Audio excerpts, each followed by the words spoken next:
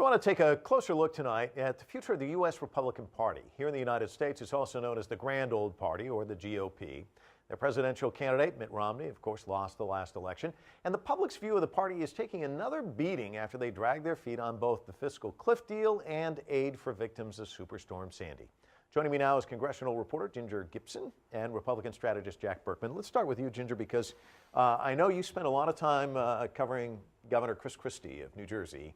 And Jack will correct me if I get this wrong, but I believe it was Ronald Reagan who said the 11th commandment in the Republican Party is don't take on another Republican. That's it. And he teed off on the party and the speaker, John Boehner. It kind of gives us this kind of view that maybe the party's kind of not in very good shape. Well, if there are rules, Chris Christie's willing to break them, and happily. He was unhappy, and he's not a man who holds back when he's unhappy, and he let loose this week. That Sandy bill was a done deal, it seemed, even within half an hour after the fiscal cliff bill was voted on, and he was not pleased. But that shouldn't quite be read as a sign that the party's tearing itself apart from the inside. Chris Christie's a vocal opponent of anyone who crosses him in the wrong way, but a sign that he's willing to go after what he sees and what a lot of people see as the problems in D.C. being perpetuated by the party in charge of the House right now, the party that took the blame in the fiscal cliff, the Republicans. And Jack, you've been a party faithful for a long time. It does seem like the party's having its problems of late, doesn't it? Yeah, I mean, I don't know if it's tearing itself apart. I mean, look, it's all the winds are blowing against us. It's a darn tough time to be a Republican. The good news, I think, is you can always count on the National Democratic Party to kind of shoot itself in the foot. I think things will turn for two reasons. One is, Ginger knows, is gun control, which I think is the left loves it on substance, but it's a political mistake. Because getting into that could cost them 40 seats in the House. I think that will revive the Republican Party.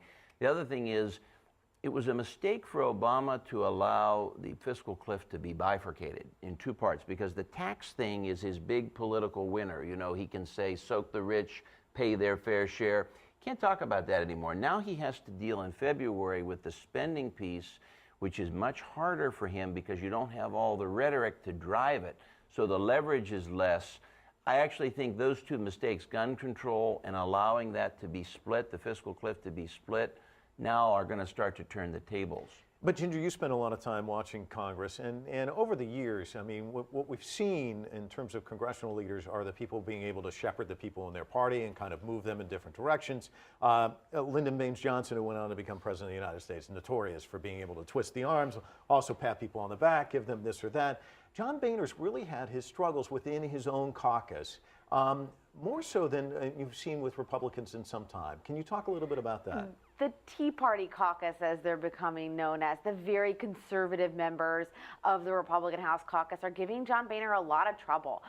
They're proving not willing to go along when it's time to get along. And it's a problem for him. Many of them, about 9, voted against him or not for him in the speaker election this week. But he's punished, taken away committee assignments, still not got them in line. In terms of numbers and force, they don't have a lot. They can't really undo things. It's not enough of them to stop votes in the House or to kill bills, but it is a loud voice. And they have a pulpit, and they're using it to sort of remain a thorn in John Boehner's side.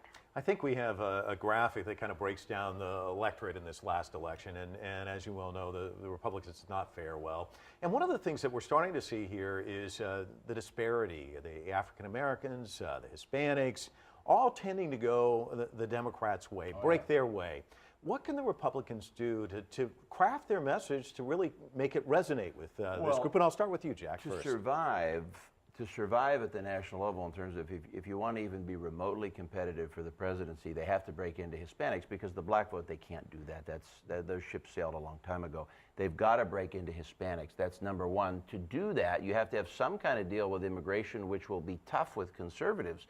The thing to remember in the House is Boehner presides over a coalition government. We think of it as two parties. It's not two parties.